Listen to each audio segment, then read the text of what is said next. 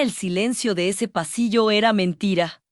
Una falsedad tan pulcra como el mármol que brillaba bajo mis pies. Hacía un frío cortante, de esos que te dicen que el poder tiene una temperatura específica y es baja. El nombre de la empresa, Corp, estaba grabado en bronce pesado. El mismo bronce que meses atrás me había parecido una barrera infranqueable. Poda olerlo. El aroma a café de grano caro, el incienso sutil que usan para disfrazar el olor a ambición y el cuero recién pulido de los sofás de espera. Todo era un recordatorio constante de lo lejos que había estado, de lo cerca que estuve de colapsar. En ese momento, yo no era la mendiga disfrazada de ejecutiva que vino a rogar por un puesto. Ahora, la situación era radicalmente distinta. Mis pasos resonaban con una autoridad que nunca creí que mi cuerpo cansado volvería a conocer. Llevaba unos zapatos que no gritaban lujo, susurraban control. Recuerdo la última vez que estuve aquí. Me senté en esa misma silla de diseño escandinavo. La recepcionista, una joven pulcra y fría, me ofreció agua mineral y me miró con esa mezcla de lástima y superioridad que solo la juventud puede permitirse.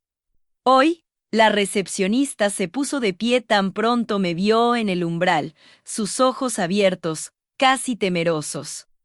Mi objetivo era la sala de juntas principal. La misma sala donde un hombre, demasiado joven y demasiado engreído, me había mirado por encima de las gafas y dictado mi sentencia. Abrí la puerta, no llamé. Nunca se llama a la puerta de tu propia casa. La mesa de caoba estaba ocupada por 7 ejecutivos. Ellos estaban discutiendo el futuro de la empresa. Pero el futuro había cambiado un minuto antes, en el instante exacto en que yo crucé ese umbral. Todos se callaron. El sonido era tan abrupto que pareció que alguien había bajado la palanca del mundo. Pude ver la confusión, luego el miedo, y finalmente el reconocimiento en los ojos de uno de ellos, el reclutador. El joven que me había rechazado con una sonrisa condescendiente meses atrás, su nombre era Daniel. Me acerqué al centro de la sala, puse mis manos sobre la mesa de caoba. Sentí la madera dura, real, bajo mis palmas. Mi voz no tembló. Era una voz forjada en el fuego de la humillación. Elena, buenas tardes, señores. Espero no interrumpir su reestructuración. Daniel tragó saliva. Sus ojos, que antes habían examinado mi currículum con desinterés, ahora me miraban como si fuera un fantasma que había vuelto para cobrar una deuda. Daniel, señora Elena, ¿qué hace usted aquí? Hubo un murmullo entre los demás, nadie entendía. Solo Daniel y yo conocíamos el secreto oculto de esa interacción. Me incliné ligeramente. Lo suficiente para que mi mirada penetrara directamente la suya. Elena, vengo a trabajar, pero no en el puesto que usted me ofreció. El misterio que envuelve este momento, el giro inesperado, no es producto de la suerte, sino de una resistencia brutal. Para entender cómo esta mujer Mayoere, rechazada y humillada, logró este acto de venganza silenciosa, debemos retroceder. Volver al frío amargo de un invierno que casi la consume. Mi caída no fue un accidente, fue una demolición planificada. Había pasado 30 años construyendo una carrera en finanzas. Fui jefa de departamento, viajé por el mundo. Mi nombre significaba algo. Pero el mundo corporativo tiene una regla no escrita. Si no eres joven, eres un costo que se puede eliminar. Un infarto-leve. Eso fue todo lo que necesitaron los nuevos directivos para verme como una carga. No me despidieron. No directamente. Me ofrecieron una prejubilación digna. Un eufemismo que significaba, lárgate antes de que te arrastremos. Y me fui. Con una indemnización que parecía generosa en papel, pero que yo sabía que se evaporaría en un mercado inmobiliario cruel y en las facturas médicas ocultas que siempre llegan. Así que, a mis 58 años, me encontré de nuevo en la casilla de salida. Mi mundo común era ahora un pequeño apartamento en el centro de la ciudad, con ventanas que nunca cerraban del todo y un olor persistente a humedad. Eran las 6:30 de la mañana. La alarma sonaba como un taladro sordo. ¡Ábrelo, Joe! El primer pensamiento era siempre el mismo. ¿Cuánto dinero me queda? Era un cálculo frío y preciso que me acompañaba desde hacía casi un año. Me levanté, la luz era gris. En mi rutina anterior, yo vestía seda y cachemira. Ahora, el ritual era distinto. Tocaba la tela de mi único traje de entrevista que aún parecía respetable, un traje de lana oscura. Lo había comprado 10 años atrás, cuando aún era un símbolo de mi estatus. Ahora era mi armadura gastada. El espejo me devolvía la imagen de una mujer que había dormido mal. Las líneas de expresión alrededor de mis ojos ya no eran marcas de risa, eran cicatrices de batallas perdidas. Me preparé una taza de café en la cafetera que chirriaba. El café era barato de supermercado. Pero el calor en mis manos era real, un ancla en la desesperación. Mi currículum estaba en la mesa. Un documento de 4 páginas que resumía una vida de logros. Manejo de presupuestos multimillonarios, liderazgo de equipos internacionales. Lo leía y pensaba, ¿cómo es posible que esto no valga nada? La respuesta era simple, y la experimentaba en cada entrevista fallida: la edad. La discriminación por edad es sutil. No te dicen, eres demasiado vieja.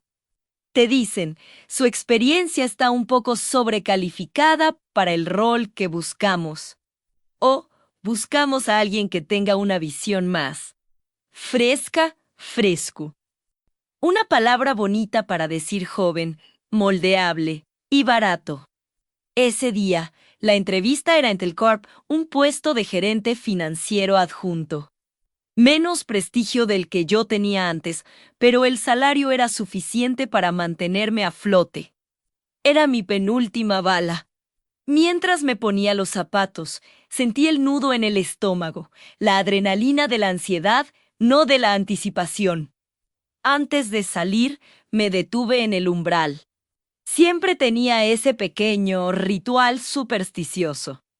Tocar el marco de la puerta. Pedir un poco de suerte al universo. Y en ese momento me pregunté algo que me martirizaba constantemente, llegados a cierta edad. ¿El mercado laboral considera la experiencia como un activo o como un pasivo? Quiero que ustedes piensen en esto por un segundo. Si tienen más de 40 o 50 años y se han enfrentado a esto, o conocen a alguien que lo haya vivido. Dejen la palabra pasivo en los comentarios si creen que el sistema penaliza la experiencia en favor de la juventud. Necesito saber si estoy sola en este sentir. El viaje en metro fue largo. La cabina estaba atestada del bullicio matutino, pero yo estaba envuelta en mi burbuja de tensión. Revisé mentalmente mis respuestas, fui meticulosa. Había practicado el lenguaje corporal, la postura, la sonrisa firme pero no desesperada. Llegué al edificio de UCorp 20 minutos antes. El contraste con mi mundo era brutal. Afuera, la calle olía a gases de escape y lluvia. Adentro, olía a pureza y dinero. La recepcionista me hizo esperar. 30 minutos de puro infierno. El reloj de la pared se movía con una lentitud insultante. Cada tic-tac era un recordatorio de que mi tiempo se estaba agotando, tanto el tiempo de espera como mi tiempo de vida útil profesional. Finalmente, me llamaron. Me condujeron a la sala de juntas pequeña. Ahí estaba el Daniel, 28 años, traje de diseñador, pulsera de reloj plateada, y esa mirada aburrida que tienen los que creen que ya lo han visto todo. Él ni siquiera se puso de pie para saludarme. Daniel, señora Elena, siéntese, por favor. Me senté, manteniendo mi compostura.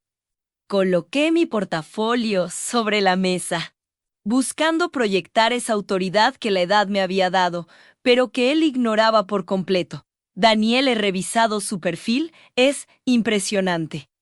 30 años en el sector financiero. Daniel, pero, ¿por qué está usted aquí, señora? La pregunta era retórica, llena de subtexto. Él no preguntaba por qué buscaba trabajo. Preguntaba por qué una persona con mi trayectoria estaba mendigando un puesto menor. Elena, busco nuevos desafíos. Daniel. Mi antigua empresa entró en una fase de reestructuración y mis objetivos profesionales ya no coincidían con los de ellos. Una mentira profesional, limpia. Daniel sonrió, una sonrisa lenta y condescendiente. Daniel, entiendo. Pero usted ha manejado presupuestos de 100 millones de dólares. Nuestro puesto es de soporte. El tope de gestión aquí es de 3 millones. ¿No le parece que esto sería un paso atrás muy significativo? Elena, un paso atrás, quizás en magnitud, pero no en compromiso. Estoy buscando estabilidad y un lugar donde mi experiencia pueda ser utilizada para guiar al equipo. Ahí es donde metí la pata, la palabra clave. Guiar. Para Daniel, guiar significaba estorbar, significaba antigüedad, significaba una persona que se negaría a aprender los nuevos y frescos métodos. Daniel se reclinó en su silla, cruzando las manos detrás de la cabeza. Su lenguaje corporal gritaba: tengo el poder y tú no. Daniel, señora Elena, seamos honestos. Usted es una leyenda, por así decirlo, pero el mercado avanza muy rápido. ¿Está usted al día con el software y las metodologías que usamos? Me refiero a las EA predictivas, la gestión de riesgos en tiempo real. Sentí un pinchazo de rabia. Yo fui una de las primeras en implementar esos sistemas. Elena, he estado activa en el sector. Daniel. Mi conocimiento es tan actual como el suyo, si no más profundo. Daniel, claro, pero permítame ser franco. Hay un riesgo de que usted se aburra. Hay un riesgo de que usted espere un trato diferente debido a su historial. Queremos a alguien que esté dispuesto a empezar desde abajo, sin expectativas de un ascenso inmediato solo por su antigüedad. La humillación era palpable. Era como si hubiera puesto mi vida sobre la mesa y él la hubiera barrido al piso. Pero la necesidad era más grande que mi orgullo. Elena, Daniel, le aseguro que mi compromiso es total. Soy una profesional, entiendo la estructura jerárquica. Solo pido una oportunidad para demostrar que mi edad es una ventaja, no un defecto. Daniel se puso de pie, el gesto final. La entrevista había terminado. Daniel apreció su tiempo. Señora Elena, le agradecemos mucho el interés. Se acercó para estrecharme la mano. Su apretón fue rápido y sin fuerza, desinteresado. Daniel, sinceramente, creo que su perfil es demasiado fuerte para nosotros. Podría sentirse subestimada. Le deseamos mucha suerte en su búsqueda de un puesto más. Acorde a su gran trayectoria, era el adiós disfrazado de cumplido. El rechazo más educado y brutal que había recibido. Salí de Ethelcop. El aire exterior, aunque contaminado, se sintió como una liberación. Había fracasado. Mi penúltima bala se había ido. Caminé sin rumbo por unas cuantas cuadras. Me detuve frente a una pastelería. El olor a azúcar y mantequilla me golpeó. Por un momento, solo por un momento, quise comprar algo dulce, algo que me diera un alivio instantáneo. Pero el cálculo mental regresó. El dinero se estaba acabando. Llegué a mi apartamento y me quité el traje, sintiéndome como si me quitara un disfraz que ya no me servía. Me desplomé en el sofá, Las lágrimas no vinieron. Las lágrimas eran un lujo que no podía permitirme. En su lugar, vino algo más frío, más duro, la determinación.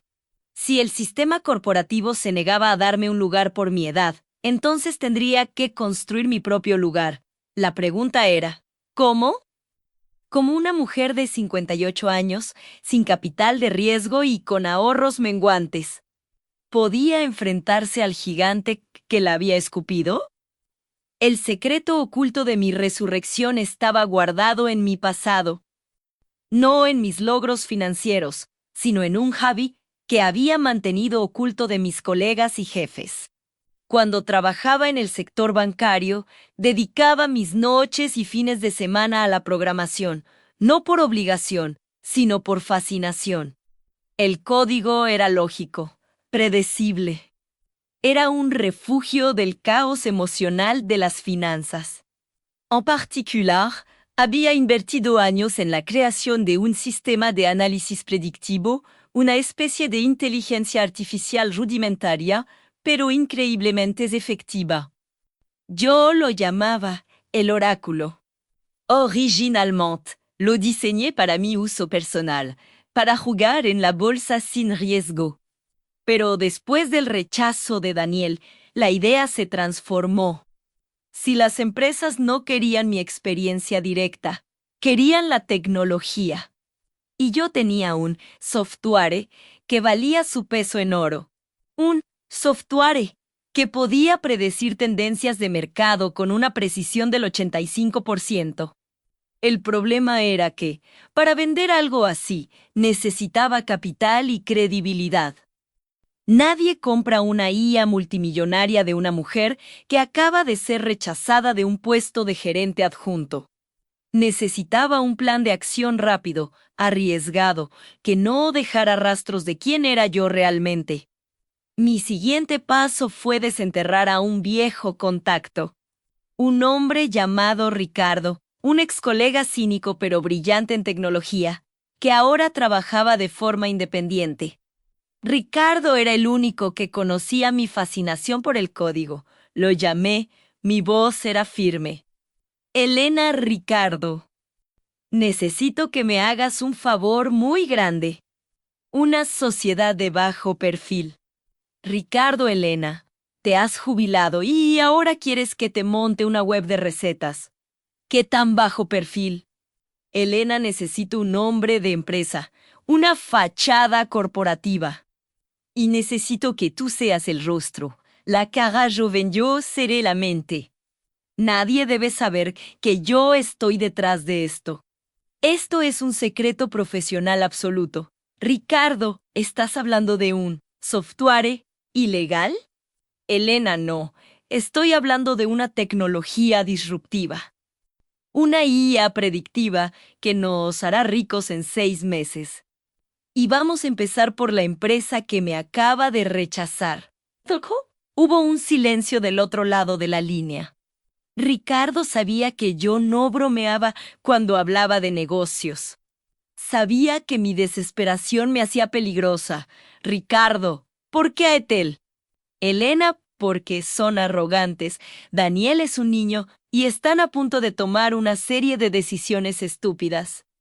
Vamos a entrar y resolver sus problemas antes de que sepan que los tienen. Ricardo aceptó, con una condición, que yo financiara la creación de la infraestructura inicial. Eso significaba gastar una parte significativa de lo que quedaba de mi indemnización. El riesgo era existencial. Si fallaba, me quedaba en la calle. En las siguientes semanas, mi apartamento se transformó en una central de operaciones secreta. Ricardo me enviaba equipos. Mi sala se llenó de pantallas parpadeantes. El olor a café barato se mezcló con el calor de los procesadores. Empezamos a analizar a ICOP, su estructura financiera, sus competidores, los nombres clave en su dirección. Gracias a mis viejas conexiones, pudimos obtener datos públicos y semipúblicos que el oráculo devoraba. El oráculo reveló un secreto terrible. Tolkop estaba a punto de cerrar un acuerdo de fusión que, según mis predicciones, iba a hundirlos en una deuda inmanejable en menos de 18 meses.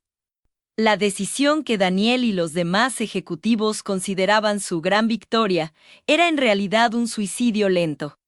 Necesitábamos una entrada. Un momento de crisis donde nuestra ayuda fuera indispensable, y el momento llegó un fin de semana. Leí en las noticias de negocios sobre una caída inesperada en las acciones de EduCorp debido a rumores sobre irregularidades en la gestión de un fondo en Asia. No era fatal, pero era lo suficientemente grave como para que los ejecutivos entraran en pánico. Llamé a Ricardo. Elena es ahora.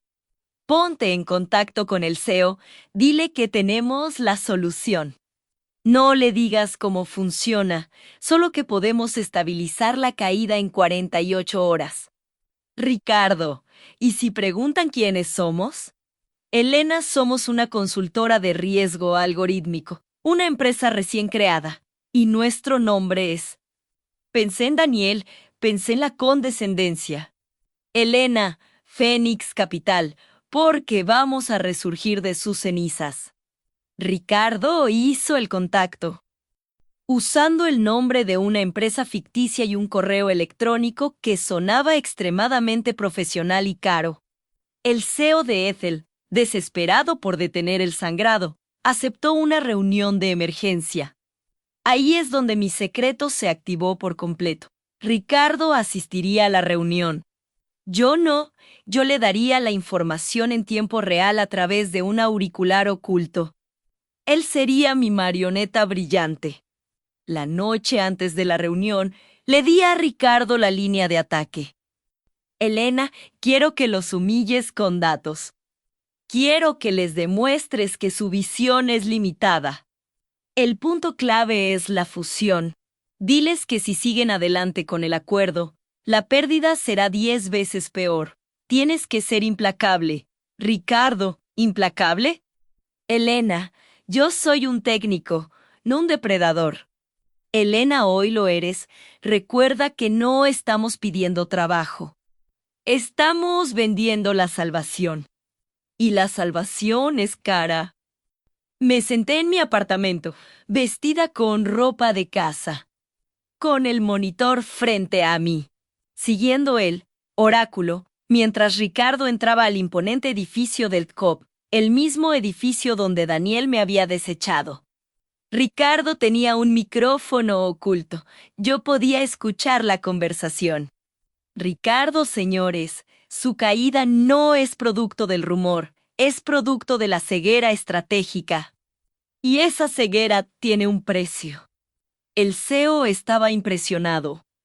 Ricardo, bajo mi dirección, estaba citando cifras que solo los internos deberían conocer. Estaba prediciendo los movimientos de los competidores.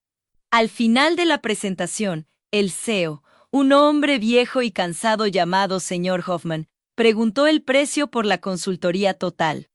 Ricardo, señor Hoffman, no cobramos por consultoría, cobramos por resultados. Necesitamos el control temporal de las decisiones de riesgo y un porcentaje de las ganancias que generaremos al revertir esta crisis. El trato se cerró. Fénix Capital, una empresa de 2 personas operando desde un apartamento frío, acababa de asegurar un contrato con una de las corporaciones más grandes del país. Mi primer paso en la venganza estaba completo. Durante los siguientes 3 meses, el oráculo por y yo trabajamos sin descanso. Mis predicciones no solo estabilizaron la empresa, sino que generaron ganancias inesperadas al prever un cambio en la legislación energética. Ricardo seguía siendo el rostro. Yo, la voz secreta en su oído. La leyenda de Fénix Capital creció. Decían que su CEO era un joven genio, pero nadie sabía que el verdadero genio era una mujer mayor que el sistema había declarado obsoleta. Corp se salvó. Pero el costo para ellos fue alto. Fénix Capital Se convirtió en accionista mayoritario a través de una serie de opciones de compra inteligentemente negociadas. Y entonces llegó el día de la reestructuración final. El día en que el Fénix se quitaría la máscara. Volvemos al inicio. Acid linoleique mormol frérot al olor a ambición. Yo, Elena, ya no era la solicitante. Era la principal accionista y, por extensión, la nueva presidenta ejecutiva interina. La sala de juntas estaba en silencio mirando a Daniel, que había preguntado qué hacía yo allí. Daniel me reconoció por la ropa, por la voz, por la desesperación que había visto en mis ojos meses atrás. Pero esta Elena era diferente. No pedía, exigía. Me dirigí a la mesa, específicamente a la silla que había estado ocupada por el CEO saliente. Elena, he venido a tomar posesión. Señores, a partir de este momento, Fénix Capital es la entidad controladora del Corp. Los murmullos se hicieron más fuertes. Se miraban entre sí, no entendían la conexión entre la consultora misteriosa y la mujer que había sido rechazada. Me senté en la silla principal. La caoba estaba tibia por la luz del sol que entraba por la ventana panorámica. Elena, para aquellos que no me conocen, soy Elena Márquez. Y sí, hace unos meses vine aquí buscando el puesto de gerente financiero adjunto. Un puesto que, irónicamente, ahora está vacante. Mis ojos se clavaron en Daniel, él estaba pálido. Entendía la magnitud del secreto oculto. Daniel, esto es un error. Usted fue rechazada. Elena, fui rechazada por usted, Daniel. Usted consideró que mi experiencia era una desventaja, que mi visión no era lo suficientemente fresca. Hice una pausa dramática. La tensión en la sala era tan densa que podía cortarse. Elena, pero el tiempo tiene una forma curiosa de probar quién tiene razón. Su ceguera casi cuesta miles de millones a esta empresa. Mi visión obsoleta la salvó. Me incliné hacia la mesa, apoyando mis codos. Elena, y ahora, hablemos de reestructuración. El primer cambio será de personal. Y Daniel, usted será el primero en la lista. Él abrió la boca para protestar, pero yo levanté la mano. El gesto era pequeño, pero lleno de autoridad. Elena, usted, Daniel, ha demostrado una falta de juicio catastrófica al evaluar el talento y el riesgo. Una empresa necesita visión, sí, pero también necesita memoria. Y usted decidió desechar la memoria. Elena, su puesto como jefe de reclutamiento es rescindido. Puede recoger sus pertenencias. Y, por favor, dígale a seguridad que no permita su acceso a ninguna instalación del Corp. La humillación que yo había sentido meses atrás, ahora la estaba devolviendo multiplicada. No era por crueldad, era por justicia.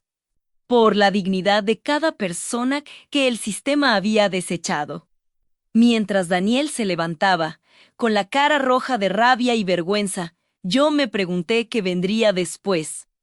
Mi venganza estaba servida. Pero la batalla real, la de transformar una empresa rota apenas comenzaba.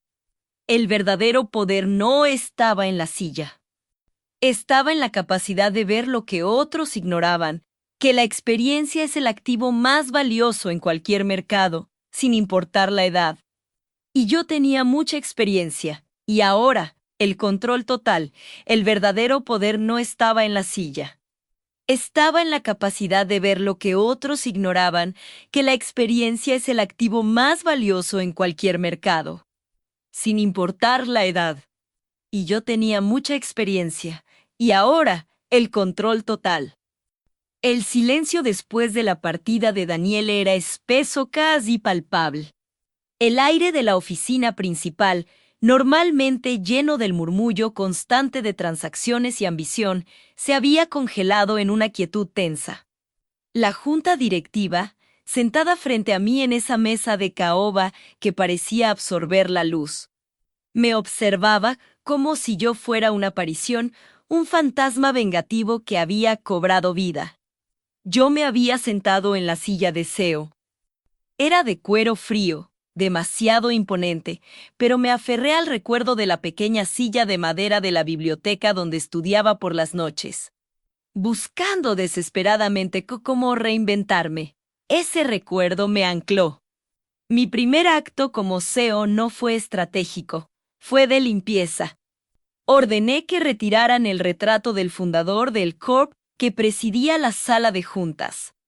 Un hombre de mirada arrogante que había institucionalizado el miedo y la obsolescencia. El pasado ya no nos dirige, dije, mi voz sonando extrañamente firme en ese espacio cavernoso.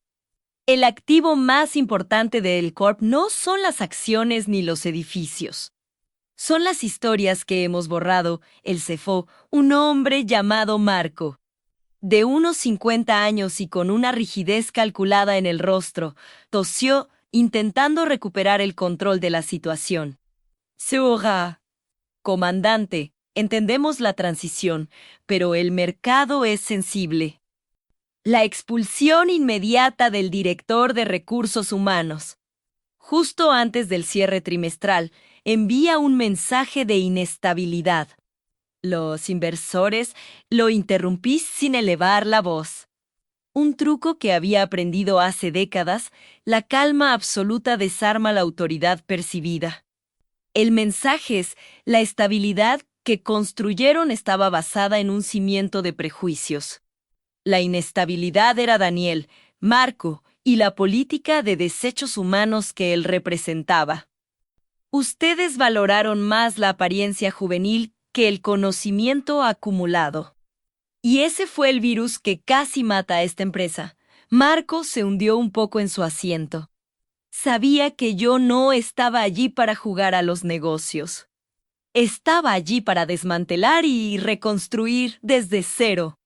Mi plan tenía un nombre en clave interno, un nombre que solo yo conocía, Proyecto Clandestino. Ese día no dormí en el ático de lujo que venía con el puesto. Fui a mi antiguo apartamento, el que estaba a punto de perder. Necesitaba sentir la textura de la desesperación que me había impulsado. El contraste era violento. Allí, el silencio no era tenso, era solitario. Olía a humedad, a libros viejos y a la resignación que había empapado las paredes. Me senté en el suelo de la cocina y abrí la caja de cartón donde guardaba los rechazos, cientos de correos electrónicos, cientos de formularios que terminaban con la misma frase codificada. No encaja en nuestra cultura dinámica, la cultura dinámica. Una metáfora elegante para la intolerancia a las canas, a las arrugas de la experiencia. Recuerdo una mañana, hace 6 meses, cuando mi hija me llamó, preocupada por mí, yo le mentí. Le dije que estaba a punto de firmar un contrato excelente. La mentira era necesaria para protegerla de la verdad oculta que es su madre.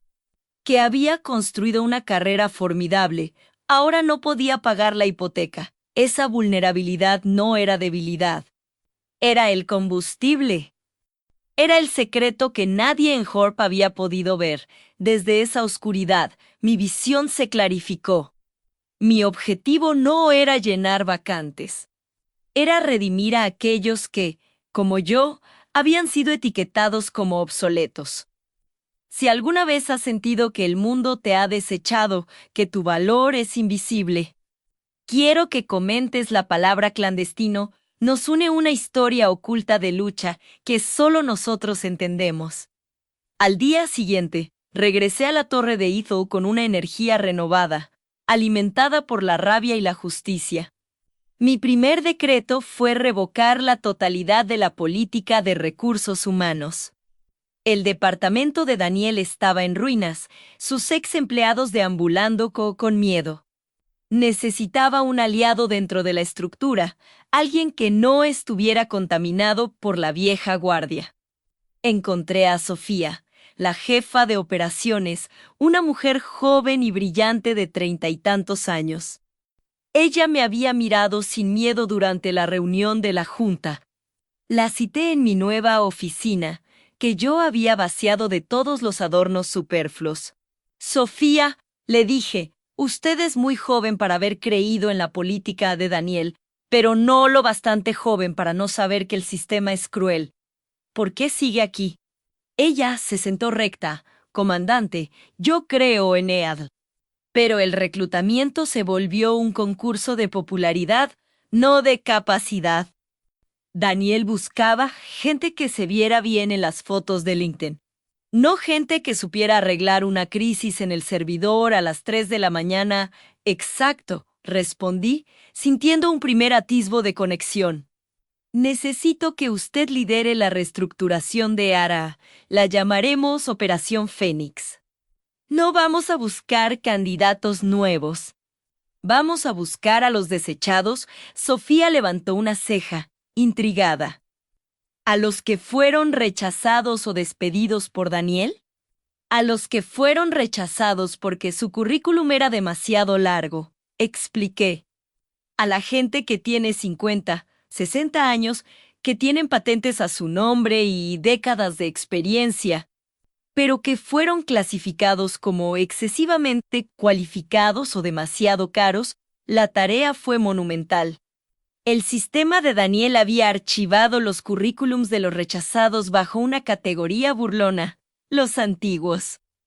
Miles de aplicaciones silenciadas. Le di a Sofía acceso total a esa base de datos oculta. Quiero que localice a 10 de ellos, los mejores, los más amargados por el rechazo, y los traiga a la oficina principal la próxima semana. No les diga que soy la CEO, diga que es una consulta de alto nivel. Mientras Sofía trabajaba en su misión clandestina, yo tuve que lidiar con la otra cara de la moneda, el escepticismo interno. Marco, el CFO, era mi sombra. Cada gasto, cada decisión, era cuestionada. Una tarde, me enfrentó en el pasillo, su voz baja y cargada de advertencia. Comandante, la prensa está empezando a hacer preguntas sobre su historial laboral. No tenemos rastro de usted en ninguna corporación importante durante los últimos, 7 meses. Mi corazón dio un vuelco. Él estaba investigando mi periodo de desempleo, mi caída en desgracia, la parte de mi vida que yo había intentado mantener más secreta. ¿Y qué ha encontrado, Marco? Pregunté, deteniéndome y mirándolo directamente. Hemos encontrado, dudó, silencio. Usted desapareció del radar ejecutivo. No tiene sentido que el comité de emergencia la haya nombrado con un historial tan intermitente. Yo sonreí, una sonrisa que no llegó a mis ojos. Marco, mi historial en esos 7 meses fue la educación más intensa que he tenido en mi vida. Aprendí lo que significa que un sistema te clasifique como un error. Aprendí la desesperación. ¿Cree que esa experiencia tiene menos valor que sus cifras de Excel en términos financieros? Sí, respondió con frialdad. En términos de liderazgo, no, repliqué. Y si vuelve a usar la palabra intermitente para describir mi lucha, juro que entenderá por qué Daniel tuvo que dejar la empresa tan rápido. Ahora, si me disculpa, tengo una empresa que salvar de la obsolescencia que ustedes crearon. Marco se retiró, derrotado por el momento, pero yo sabía que él y la vieja guardia solo esperaban mi primer error. La semana terminó con la llegada de los 10 desechados. Verlos entrar a Ducor fue un golpe emocional. Eran profesionales impecables, vestidos con trajes que habían guardado para ocasiones importantes. Con la tensión de quien ha sido juzgado demasiado y espera ser juzgado de nuevo. Sofía los instaló en la sala de juntas. Yo entré sin previo aviso. Ellos me miraron. Algunos me recordaban vagamente de la escena corporativa, pero la mayoría me veían como una mujer más, quizás un asistente de alto nivel. Yo no tenía el aire del aseo que acababa de despedir a su predecesor. Me presenté simplemente como Estela, sin apellido. Gracias por venir. Comencé. Sé que han sido contactados por Ethel Cantes. Y sé que fueron rechazados. Se hizo un silencio incómodo. Uno de ellos, un hombre con una barba pulcra y ojos cansados, Ricardo, un ingeniero aeroespacial de 58 años. Habló con voz áspera. Rechazados es una palabra amable. Fuimos invisibilizados. Me dijeron que mi enfoque era demasiado riguroso para un equipo joven y flexible. Eso es código para no queremos pagarle lo que vale y no queremos que nos corrija. Yo asentí. Ricardo, ¿cuánto tiempo lleva desempleado? 8 meses. Vendí mi auto para pagar la escuela de mi nieto. La confesión de Ricardo resonó en la sala. Eran historias de héroes caídos, de conocimiento sin uso. Bien, dije, apoyando las manos sobre la mesa de caoba. La razón por la que están aquí es simple. Aetel Corp estuvo enferma. Su departamento de reclutamiento padecía de una miopía crónica. Estaban buscando aprendices. Cuando lo que realmente necesitábamos eran maestros, revelé mi identidad. Les expliqué cómo Daniel me había humillado. Les mostré mi propia carta de rechazo. Yo fui una de ustedes, confesé. Y ahora soy la CEO, y mi primera misión es una operación Fénix. Vamos a reconstruir esta empresa usando la experiencia que el mercado desechó. La sala explotó en murmullos de incredulidad y esperanza. Les ofrecí puestos de liderazgo con salarios que duplicaban lo que la empresa pagaba a sus contrapartes jóvenes. No por caridad, sino por estrategia. Si la experiencia es el activo, debe ser valorada como tal. Ricardo, el ingeniero, secándose una lágrima discreta, me preguntó, ¿por qué nosotros? ¿Por qué arriesgar una empresa en crisis con gente que ya ha sido clasificada como excesivamente cualificada? Porque ustedes no tienen nada que demostrar, solo tienen que ejecutar, respondí. Y no tienen tiempo para juegos corporativos. Necesitamos resultados rápido. Su resentimiento es una ventaja, su experiencia es un arma. Contraté a los 10 en el acto. Ricardo se convirtió en mi director de proyectos especiales, con la tarea de desmantelar el sistema obsoleto de gestión de inventarios. Su primera victoria fue una auditoría brutal que expuso millones en pérdidas ocultas bajo la gestión anterior. Mientras mi nuevo equipo comenzaba a trabajar, el cambio cultural en Ethel fue tectónico. Los jóvenes ejecutivos que habían ascendido rápidamente sin el conocimiento fundamental comenzaron a sentir la presión. Había una frase que se repetía en los pasillos. Un susurro que me daba escalofríos. La comandante no perdona la ignorancia. El mayor desafío no vino de Marco, sino de la propia estructura. Ricardo descubrió un agujero financiero masivo, una inversión fallida. Un proyecto secreto de que había drenado recursos durante años sin ningún resultado tangible. Este proyecto era la niña mimada del anterior CEO, mi predecesor. La noticia era devastadora.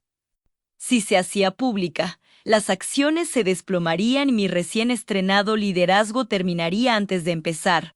Marco, al escuchar los detalles, vio su oportunidad. Estela, si hacemos pública esta pérdida ahora, es el fin. Tenemos que enterrarla, maquillando las cifras. Es la única forma de garantizar la estabilidad. La tentación era real. Podría haber seguido el camino de mis predecesores, encubrir la verdad para proteger la imagen de la empresa. Pero ese no era mi camino. Yo había llegado para limpiar la casa, no para cubrir el polvo con una alfombra nueva. Marco, no voy a mentir. El ocultamiento es lo que casi nos mata, le dije. Pero la verdad nos matará más rápido, insistió, su voz llena de pánico. Maître Puce de Pie, caminando hacia la enorme ventana que daba a la ciudad. La ciudad parecía pequeña y vulnerable desde allí. La confianza es el único activo que no se deprecia. Vamos a exponer el error. Llamaremos a una reunión de emergencia con los inversores clave. Y Ricardo, el hombre de 58 años que usted llamó lento, presentará el plan de recuperación. No con promesas vacías, sino con la sabiduría de quien ha visto 10 ciclos económicos. El miedo es una jaula invisible. Si estás luchando ahora, si sientes que estás al borde de la quiebra emocional o económica, dale me gusta a este video como un pacto, no te rindas. Estamos juntos en esta lucha clandestina. El día de la reunión de inversores, la tensión era insoportable. Los grandes tiburones financieros estaban allí, oliendo sangre. Yo abrí la reunión con una franqueza brutal, una estrategia arriesgada en un mundo donde se valora la ilusión. Etelcop tiene un problema, un gran problema. Hemos descubierto que, bajo la gestión anterior, se desviaron $300 millones a un proyecto fallido. Las pérdidas son reales, la sala se convirtió en un manicomio de gritos y preguntas airadas.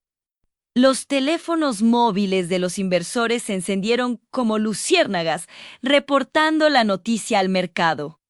Cuando la histeria alcanzó su punto máximo, levanté la mano. Sé que la verdad duele, dije. Pero si he aprendido algo en los últimos meses de mi vida, es que el valor de un líder no está en evitar la caída, sino en tener un plan sólido para levantarse. Y mi plan no viene de la universidad de moda. Viene de la experiencia que ustedes mismos han despreciado. Le di la palabra a Ricardo. El ingeniero se puso de pie, su expresión imperturbable. No había diapositivas brillantes ni gráficos coloridos. Solo la autoridad de décadas de conocimiento. Ricardo no habló de sueños. Habló de tuberías, de logística, de algoritmos anticuados y de cómo reemplazarlos con sistemas que él mismo había ayudado a construir en los años 90, que eran robustos y probados. Su presentación fue un baño de humildad para todos los presentes, incluidos los inversores jóvenes que solo hablaban de inteligencia artificial. Al final de su exposición, el silencio había regresado, pero esta vez era un silencio de respeto. Un inversionista veterano, conocido por su dureza, levantó la mano. ¿Por qué usted, Ricardo, que fue rechazado por esta misma empresa, vuelve para salvarla? Ricardo me miró y su respuesta fue el epitafio perfecto para la vieja Corp. Señor, no volví por dinero. Volví porque en mis años de desempleo, mi dignidad fue robada. La comandante Estela me ha dado una plataforma para recuperarla. Y lo haré salvando su dinero en el proceso. La edad no disminuye la capacidad. Solo elimina la necesidad de impresionar. Esa noche, las acciones de Etelcop cayeron, pero no colapsaron. El mercado valoró la transparencia y la solidez del plan de recuperación presentado por el equipo de los desechados. Habíamos sobrevivido al primer gran ataque interno. Sin embargo, en el fondo de mi mente, sabía que este era solo el principio. Habíamos limpiado la casa, pero ahora debíamos demostrar que podíamos reconstruir los muros para enfrentar las tormentas externas. Mi lucha personal por la dignidad se había transformado en una misión colectiva. Yo era Estela, la mujer de mediana edad que había sido rechazada por ser demasiado, y ahora, como jefa de todo, tenía el secreto más poderoso de Etelcor, el conocimiento que había sido enterrado. El desafío ahora era asegurar que esta segunda oportunidad, esta resurrección, no se convirtiera en un fracaso más grande que la caída original. Había mucho trabajo por delante y la venganza de Daniel, aunque silenciosa. Era un fantasma que aún no había sido exorcizado por completo. Él, o alguien más de la vieja guardia, seguramente tramaba su siguiente movimiento oculto, y yo debía estar lista. Él, o alguien más de la vieja guardia, seguramente tramaba su siguiente movimiento oculto, y yo debía estar lista. La silla de cuero de mi nueva oficina era inmensa y silenciosa, tan fría como el acero oculto bajo el tapizado. Era el trono que nunca pedí, y el peso de mi nuevo título, directora ejecutiva, se sentía como una armadura demasiado pesada. Afuera, el sol de la mañana se reflejaba en los rascacielos de la ciudad, creando una ilusión de perfección que yo sabía bien, condeaba una decadencia profunda. Hope era una postal preciosa, pero su fundación estaba carcomida por termitas invisibles. Mi primer acto como jefa fue simbólico y totalmente interno. Llamé a mi única aliada, la recepcionista de recursos humanos que me había dado el agua aquel día, Marta. Ella no entendía de estrategias de mercado o balances financieros, pero entendía de humanidad, y eso era lo único que me importaba en ese momento. Marta, le dije, mi voz resonando en el vasto silencio de la oficina, necesito el organigrama completo de la empresa. No el oficial que usan para la junta directiva. Quiero la versión que tiene anotaciones a mano, la que dice quién realmente hace el trabajo. Marta tardó menos de 10 minutos en regresar, con un mapa de papel arrugado bajo el brazo. Era el verdadero mapa de poder, donde las líneas jerárquicas se difuminaban y las notas marginales revelaban favoritismos y rencores ocultos. ¿Por qué necesita Estela? Me preguntó, usando mi nombre, un pequeño acto de resistencia contra el título formal. Porque el conocimiento verdadero siempre está enterrado, Marta, y el secreto para salvar a Ethel no está en los números de Wall Street, sino en saber quién está poniendo el corazón en esto y quién está simplemente calentando la silla. Daniel no se había atrevido a enfrentarme directamente. Su estrategia era la inercia, la resistencia pasiva. Él y los gerentes que dependían de su sombra pensaron que bastaba con sonreír, asentir y luego, a puertas cerradas, sabotear las nuevas directrices. Se equivocaron. Yo no había pasado años luchando contra la invisibilidad solo para ignorar las sutilezas del sabotaje corporativo. Mi primer gran golpe fue convocar a una reunión de emergencia, no de estrategia, sino de auditoría. Yo quería ver sus rostros cuando desenterrara el esqueleto más grande que Daniel había intentado. Ocultar la línea gamma. La línea gamma era un producto estrella de Tho que generaba altos ingresos, pero que en los últimos 6 meses había acumulado una tasa de devoluciones y quejas silenciadas. Daniel había dado órdenes estrictas de maquillar esos datos, priorizando la apariencia de crecimiento sobre la calidad real. Para él, un cliente insatisfecho era una estadística, no una persona. Para mí, era la razón por la que Tullow se estaba desmoronando desde dentro. Entré a la sala de conferencias. El ambiente era de hielo. Ricardo, el jefe de operaciones, que había sido mi colega hacía 20 años y ahora era uno de los pilares de la vieja guardia, me miró con una mezcla de piedad y desafío. Estela, felicitaciones nuevamente, pero tenemos una agenda apretada. Si me permite, el informe trimestral está listo y las proyecciones de gamma son excelentes. Me senté a la cabecera de la mesa, sin preámbulos. Dejé mi bolso en el mármol, un bolso viejo de piel desgastada, un contraste cruel con los maletines de piel de cocodrilo que me rodeaban. Dejemos el informe trimestral para la papelera, Ricardo. Hablemos de la verdad que está debajo de ese papel brillante. Hablemos de las llamadas de queja que ustedes están filtrando a UN por SEOT externo para que no ensucien nuestros reportes. Hablemos de la línea gamma. El silencio fue ensordecedor. Daniel, sentado en la esquina, palideció, pero su expresión se mantuvo controlada. Su mirada era como la de un cazador que sabe que la presa ha cambiado de dirección, pero aún no se siente acorralado. Estela, esto es altamente especulativo, intervino Daniel, con esa voz suave y meliflua que usaba para manipular. La fluctuación de calidad en una línea de producción es normal. Estamos lidiando con ello internamente. ¿Lidiando con ello? Caminé hasta el proyector y activé una diapositiva que no estaba en la agenda oficial. Era una imagen simple, impactante. La foto de un producto defectuoso de la línea Gamma, quemado y con una advertencia de seguridad.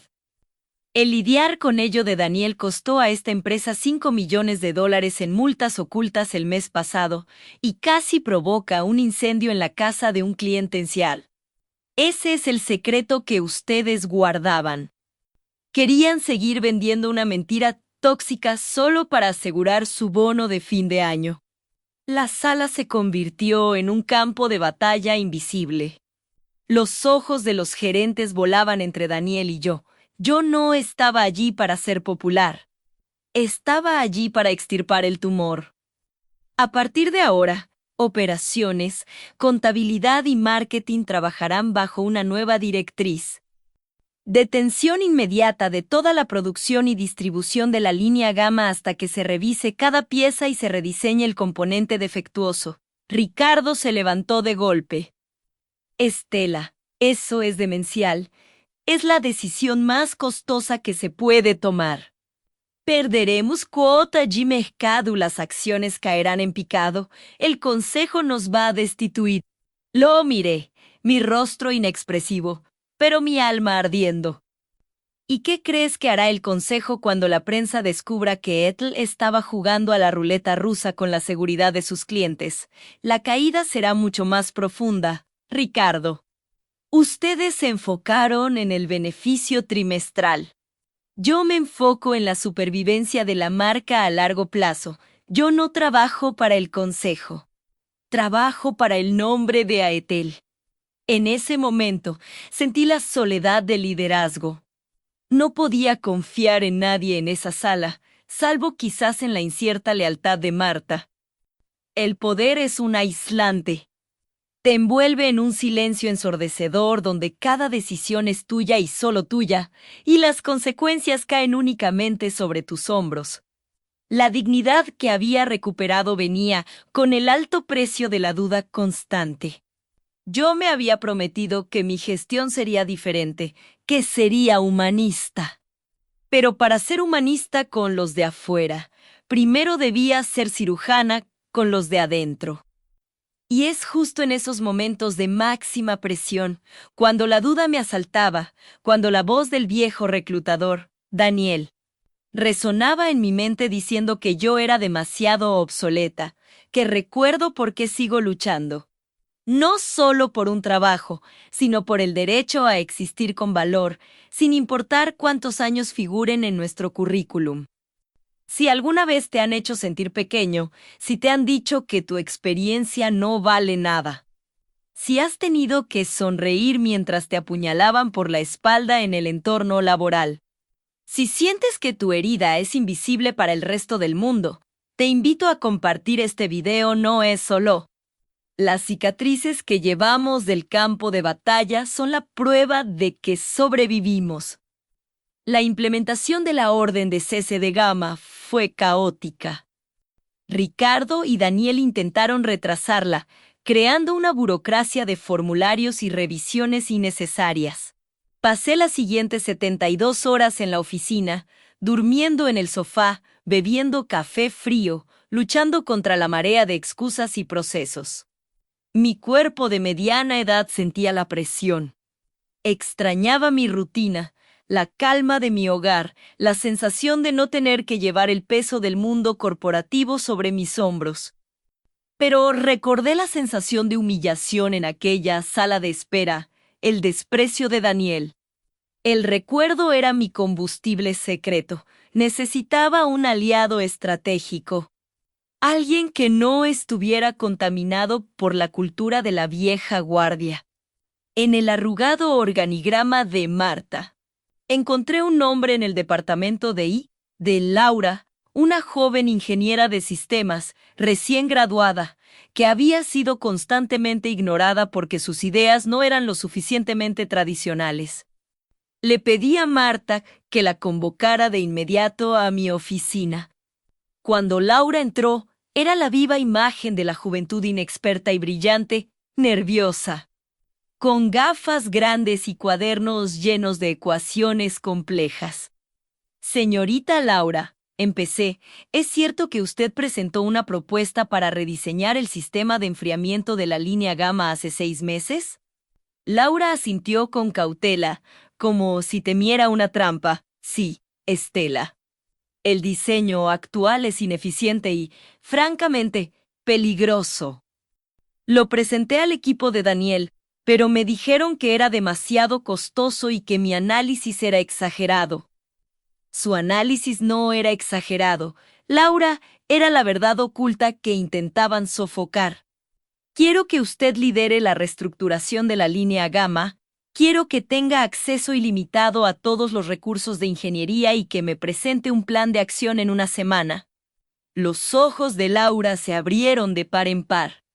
La incredulidad se transformó rápidamente en una determinación feroz.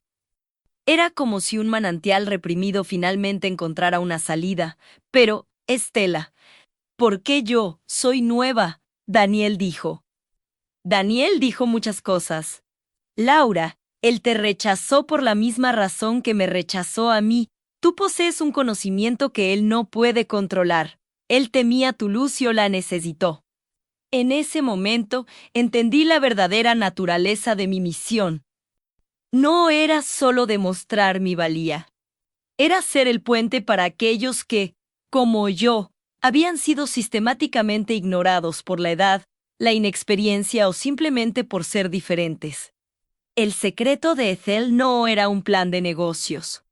Era liberar el potencial humano que la vieja guardia había enterrado. Mientras Laura salía de mi oficina, llena de un nuevo propósito, sentí un pequeño respiro. Había plantado la semilla del cambio. Pero la maleza de la resistencia era persistente. Al día siguiente, Daniel jugó su carta más sutil, la carta de la preocupación moral. Me abordó en el ascensor. A propósito, en un espacio reducido donde la tensión era máxima. Estela, dijo, su tono bajo y confidencial, sabes que te tengo un gran respeto, pero lo que estás haciendo con la línea Gamma. Imprudente, la junta directiva está muy nerviosa.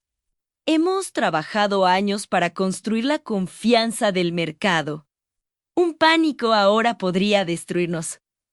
La confianza del mercado se destruye cuando vendes mentiras. Daniel, yo estoy devolviendo la integridad a nuestro producto. ¿Integridad? ¿O es esto una venganza personal? Sus ojos finalmente se encontraron con los míos, revelando la fría acusación que había estado ocultando. Fuiste humillada, lo sé, pero no puedes usar esta empresa como tu campo de batalla personal. Tienes que ser racional. Su ataque fue perfectamente calculado. Sabía dónde dolía el miedo a que mis motivos fueran egoístas. A que mi lucha por la dignidad se confundiera con la sed de revancha, me mantuve firme. Daniel, la racionalidad es lo que nos trajo aquí. Racionalizar las quejas, racionalizar los despidos, racionalizar la mediocridad. La diferencia entre tú y yo es que yo tengo un objetivo a largo plazo, salvar a esta empresa de su propia arrogancia. Y si para salvarla tengo que enfrentar al consejo, a ti y a la prensa, lo haré. Porque ya no tengo nada que perder, pero tengo todo un legado que proteger. Daniel bajó del ascensor en el piso de contabilidad, sin decir una palabra más, pero su silencio me gritaba un mensaje oculto: la guerra apenas había comenzado. Él buscaría una debilidad, un error en mi armadura para apuñalar. Yo debía estar impecable. Mi siguiente paso era atacar el centro de su control, las finanzas. La reestructuración de la línea Gamma requeriría una inyección de capital masiva para la nueva ingeniería y para el entrenamiento del personal. Daniel había presupuestado cero para entrenamiento argumentando que la experiencia lo es todo. Yo sabía que la experiencia es inútil si no está actualizada. Reunía al comité de finanzas, todos hombres mayores que habían trabajado con Daniel durante 2 décadas. La sala olía a naftalina y a cautela.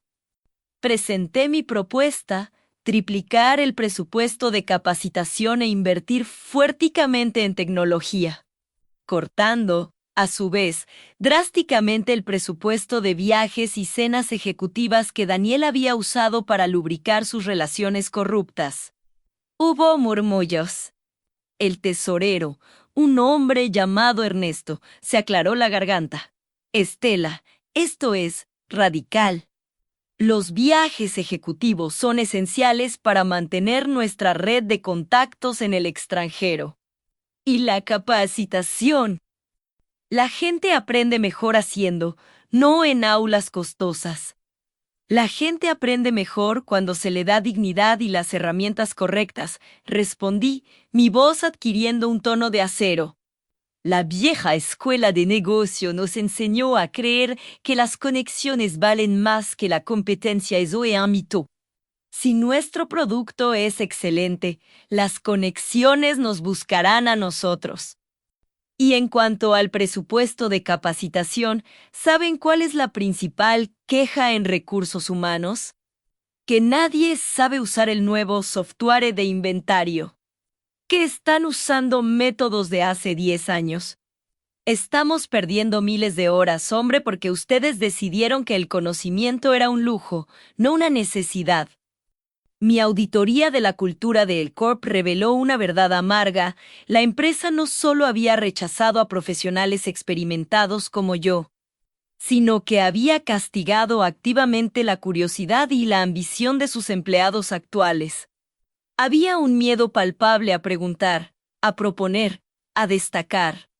La mediocridad era el estándar seguro. Yo estaba allí para romper ese estándar.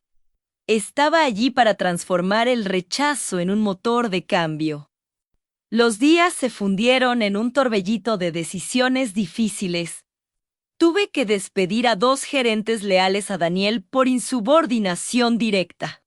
No fue un acto de venganza, sino una amputación necesaria. Sentí un nudo en el estómago cada vez que firmaba un cese, pero sabía que la supervivencia del cuerpo entero dependía de ello. Una tarde, mientras me preparaba para una videoconferencia con la junta directiva, Daniel se acercó a mi oficina, algo inusual ya que solía enviar a sus intermediarios. El consejo está presionando. Quieren saber exactamente cuándo la línea Gamma volverá a generar ingresos. Están hablando de una reestructuración de la mesa directiva. ¿Me estás amenazando, Daniel? Él sonrió, una sonrisa tensa y falsa. No, Estela. Te estoy informando. Hay quienes creen que este puesto te queda grande, que estás actuando desde la emoción. Y si pierdes el apoyo del consejo, ya sabes lo que pasa. Yo me acerqué a la ventana y miré hacia el horizonte. La ciudad brillaba, pero yo solo veía la sombra del fracaso acechando. Diles al consejo que la línea Gamma regresará al mercado en 90 días. Con un producto rediseñado y seguro, respaldado por la mente más brillante que esta empresa ha intentado silenciar, Laura, y diles algo más, Daniel. Yo no estoy actuando desde la emoción, estoy actuando desde la experiencia. Y si a mí me queda grande este puesto, a ti te quedaba pequeño. Daniel se fue, visiblemente irritado por la mención de Laura. Él había subestimado a la gente pequeña, a la gente que no hacía ruido. Ese era su error fatal. La jornada estaba siendo agotadora, un maratón de resistencia. Pero cada pequeña victoria, cada acto de valentía de Laura, de Marta y de otros empleados que empezaban a confiar en mí, me daba fuerzas. La mujer que había sido rechazada por ser demasiado ahora estaba obligando a la empresa a hacer más de lo que jamás se había atrevido a hacer. El camino era largo y la sombra de la venganza corporativa seguía acechando, lista para revelarse en cualquier momento oculto. Pero yo ya no estaba en la oscuridad. Yo era la luz, y esa luz exponía todas las viejas y corruptas verdades de Thorpe. El próximo movimiento de Daniel no sería una amenaza, sino un ataque frontal, y yo debía anticipar dónde, exactamente, iba a golpear. Mi secreto no era solo mi conocimiento, era mi resiliencia inquebrantable. El camino era largo, y la sombra de la venganza corporativa seguía acechando, lista para revelarse en cualquier momento oculto. Pero yo ya no estaba en la oscuridad. Yo era la luz, y esa luz exponía todas las viejas y corruptas verdades de Thorpe. El próximo movimiento de Daniel no sería una amenaza, sino un ataque frontal, y yo debía anticipar dónde, exactamente, iba a golpear. Mi secreto no era solo mi conocimiento. Era mi resiliencia inquebrantable y la certeza de que el Thorpe, legalmente, me pertenecía. El aire en el piso ejecutivo se sentía pesado como el plomo. Los murmullos se habían detenido. Los empleados ahora me miraban con una mezcla de respeto y terror. Sabían que algo grande iba a pasar. Los días de reforma habían agitado el avispero y ahora el enjambre regresaba a picar. Yo ya había visto esta jugada antes, hace 20 años, cuando mi esposo y yo fundamos Ethel. La ambición sin control siempre busca el atajo, el golpe bajo. Y Daniel, el reclutador que me había juzgado por mi edad y mi abrigo sencillo, estaba a punto de intentarlo. El ataque se materializó en forma de un sobresellado con el logo de la junta directiva. Una convocatoria de emergencia. El objetivo era claro: una moción para revocar mi contrato como consultora de transformación estratégica por exceso de gasto no autorizado y desviación de la visión corporativa. Una trampa clásica. La reunión se celebraría el miércoles a las 10 de la mañana, en la sala de juntas principal, el mismo lugar donde, hacía meses, Daniel me había negado un trabajo de nivel inicial. El simbolismo era brutal. Iba a terminar donde empecé, rechazada, pero esta vez delante de los peces gordos. O eso creía Daniel. La noche anterior a la reunión, no dormí. Me senté en mi sala, con la luz tenue de una lámpara, revisando los documentos que me garantizaban la propiedad. No era el 100%, pero era el porcentaje de control que me daba la voz final.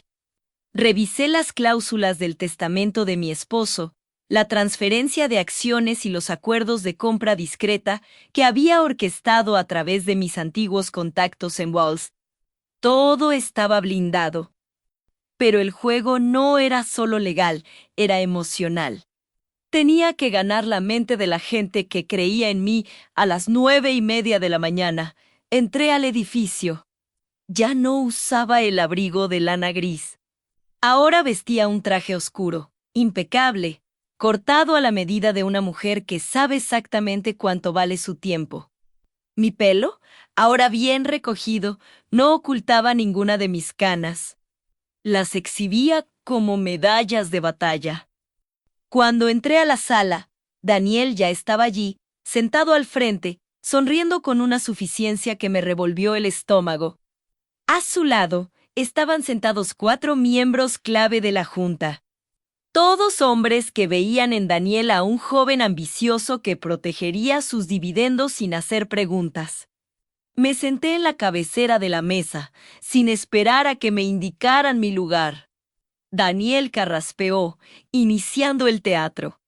«Buenos días, señora», dijo, haciendo una pausa deliberada, como si no recordara mi nombre. «Señora consultora Daniel», respondí. Mi voz era un tono bajo que cortaba el silencio. «Vamos al grano». «¿Cuál es el punto de la agenda?» Daniel sonrió, esa sonrisa que había usado para juzgarme la primera vez, El punto es simple. Hemos detectado una serie de gastos que exceden con creces el presupuesto asignado para la reestructuración humana. Sus ideas de empatía corporativa y salarios justos son admirables en la teoría, pero en la práctica son ruinosas. Su período de prueba ha terminado. Se inclinó sobre la mesa, con la mirada de un depredador joven y confiado. Francamente, consultora, no creemos que usted tenga la visión necesaria para dirigir una empresa de esta magnitud. Necesitamos sangre joven, gente que entienda el ritmo actual del mercado. No ideas anacrónicas. Sentí un pinchazo de ira, pero la mantuve bajo control. Era exactamente lo que me había dicho meses atrás. La misma arrogancia, el mismo prejuicio. ¿Podría, por favor, presentar las cifras exactas que sustentan su moción de revocación? Pregunté, abriendo mi portafolio. Daniel agitó la mano con desdén. Los números son irrelevantes. La dirección estratégica es la preocupación. Usted ha intentado convertir Ethelp en una guardería de jubilados. Hemos perdido tiempo y dinero valioso. La Junta vota unánimemente para rescindir su contrato. Con efecto inmediato, los 4 miembros de la Junta sintieron como si fueran marionetas. Daniel se reclinó en su silla, disfrutando del momento de su victoria. Era el momento de tensión máxima, el minuto donde el protagonista parece haberlo perdido todo. Me gustaría hacer una pregunta, dije, mirando directamente a Daniel. Cuando me entrevistó por primera vez, me dijo que mi experiencia era excesiva y mi edad un riesgo. ¿Sigues sosteniendo esa opinión, Daniel? Él se encogió de hombros, divertido, sin ofender, consultora. Pero sí, la experiencia sin visión de futuro es solo historia y usted. Es historia. Su risa resonó en la sala. El silencio era ensordecedor. Me levanté lentamente de mi asiento. Me acerqué al proyector de la sala de juntas y con un clic silencioso, cambié la presentación que Daniel había preparado por una mía. En la pantalla, en letras grandes y elegantes, apareció el organigrama original de Cellcorp, fundado hace 25 años. En la cima, solo 2 nombres, el de mi esposo y el mío. Daniel, dije, sin elevar la voz, pero con una autoridad que no necesitaba gritos. Usted habla de visión de futuro y de historia.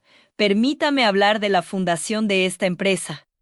Usted fue contratado hace solo 3 años. Usted no conoce la verdadera historia de E-Corp. Me di la vuelta y miré a los miembros de la junta, cuyas sonrisas empezaban a evaporarse. Ustedes votan para rescindir mi contrato de consultoría. Continué. Una posición temporal y subalterna que acepté solo para poder observar de cerca la metástasis que había invadido nuestra empresa. La metástasis representada por la mentalidad de descarte que usted, Daniel, personifica. Daniel intentó interrumpir. Su rostro pálido. Esto es inapropiado. Señora, por favor, concéntrese en el informe de gastos. El informe de gastos es muy simple. Daniel, respondí, regresando a la cabecera. Deslicé un grueso documento legal por la mesa. Justo enfrente de él, los gastos que reporté como no autorizados eran inversiones directas en capacitación para mis empleados más leales, Marta, Laura y otros que usted consideraba desechables. Esas inversiones fueron hechas con mi capital personal. El que usted llama exceso de gasto. Cogí un segundo documento, mucho más antiguo, sellado y notariado. Usted dice que no tengo la visión para dirigir esta empresa. La verdad es que, Daniel, yo no necesito la visión. Yo soy Cobb. El silencio se hizo tan denso que casi pude sentir el pánico en la sala. Mi esposo, antes de fallecer, no solo me dejó su amor, expliqué, con una pausa medida, dejando que cada palabra cayera como una piedra. me dejó la mitad de Aetel. Y a lo largo de los últimos 2 años, a través de maniobras que mantuve ocultas deliberadamente, he adquirido la mayoría silenciosa de las acciones que hoy controlan la Junta. No soy solo una consultora. Soy la presidenta de la Junta Directiva y la accionista mayoritaria. Un hecho que no revelé hasta este momento exacto, porque necesitaba ver quiénes eran leales a la empresa y quiénes eran leales al miedo. Daniel se levantó de un salto, golpeando la mesa. Esto es imposible, es una mentira. Yo revisé los registros. Usted revisó los registros públicos, Daniel. Los registros del control fiduciario se mantuvieron en secreto. Bajo el nombre de una corporación holding con sede en Luxemburgo, le informé con frialdad. Un control que se activó completamente hace 2 semanas, la sangre se había ido del rostro de Daniel.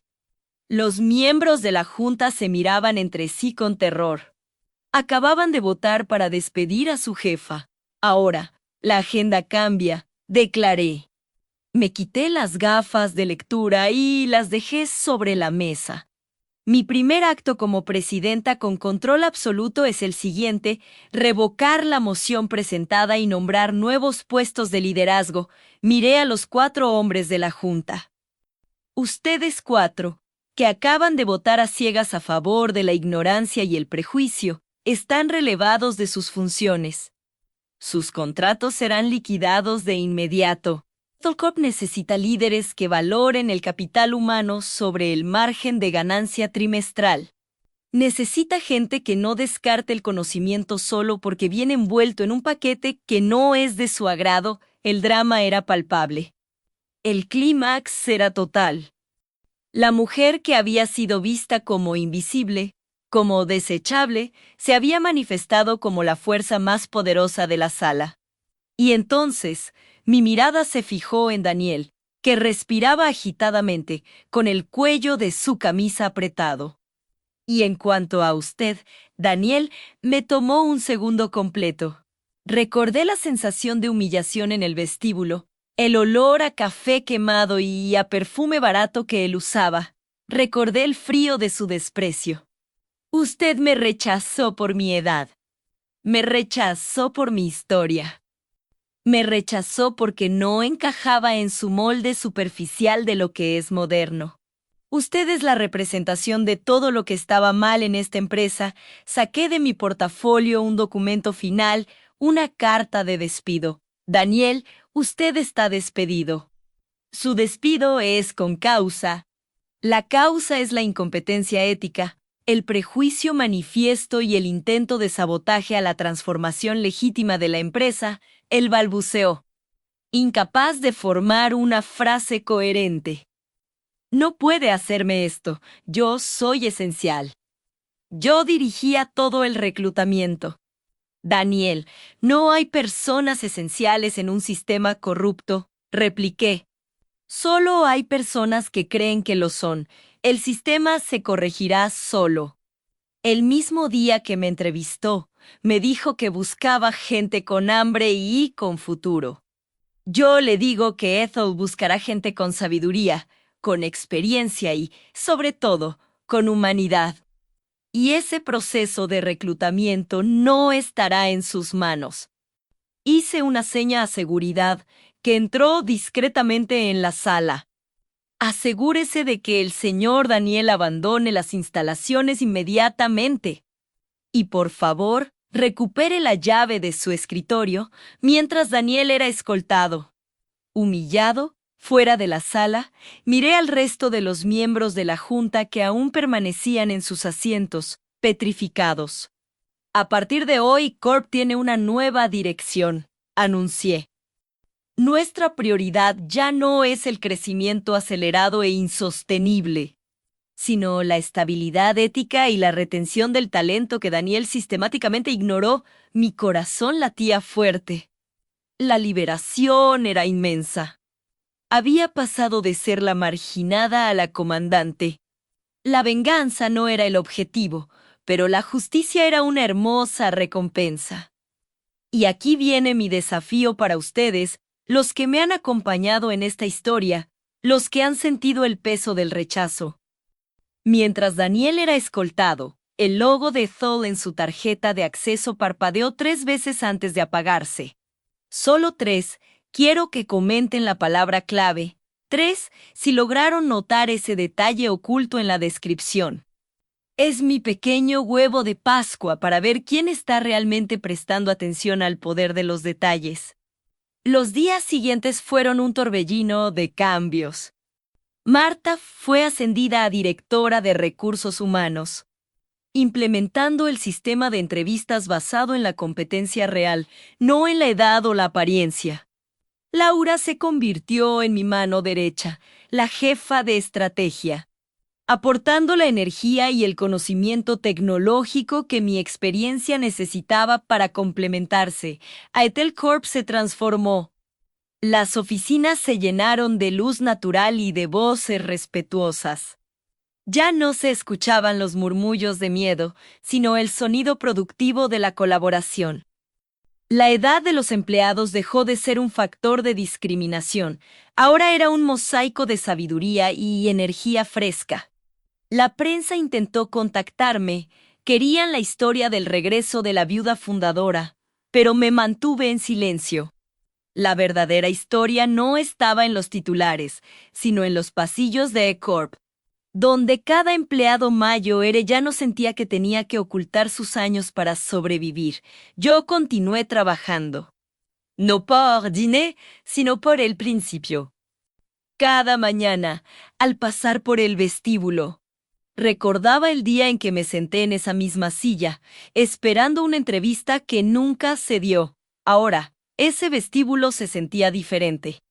Se sentía como un hogar, no como una jaula. Y esa es la lección final que deseo compartir, la reflexión que debe perdurar en el corazón de todos ustedes.